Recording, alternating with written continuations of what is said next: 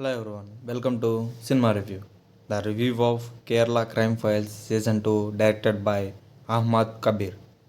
ఈ సిరీస్లో adult content ఏమి ఉండదు, తెలుగులో కూడా అవైలబుల్గా ఉంది. ఈ సిరీస్లో డ్యూరేషన్ వచ్చి ఫస్ట్ ఎపిసోడ్ వచ్చి 25 మినిట్స్ ఉంటుంది, సెకండ్ ఎపిసోడ్ వచ్చి 27 మినిట్స్ ఉంటుంది, థర్డ్ ఎపిసోడ్ 25 మినిట్స్ ఉంటుంది, ఫోర్త్ ఎపిసోడ్ 30 మినిట్స్ ఉంటుంది, and fifth and sixth episode వచ్చి 23 అండ్ 44 మినిట్స్ ఉంటుంది. ఓవరాల్ సిరీస్ వచ్చి 2 అవర్స్ 50 మినిట్స్ డ్యూరేషన్ ఉంటుంది.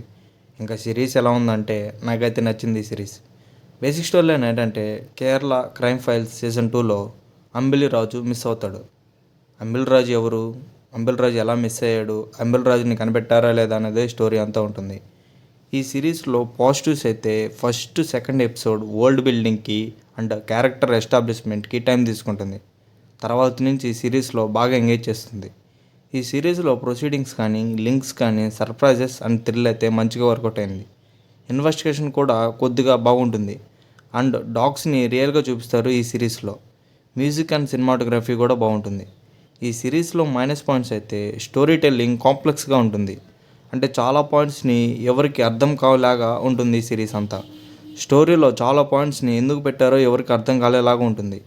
మీరు ఒకసారి ట్రై చేస్తారంటే it's streaming on Hotstar. Thank you for watching.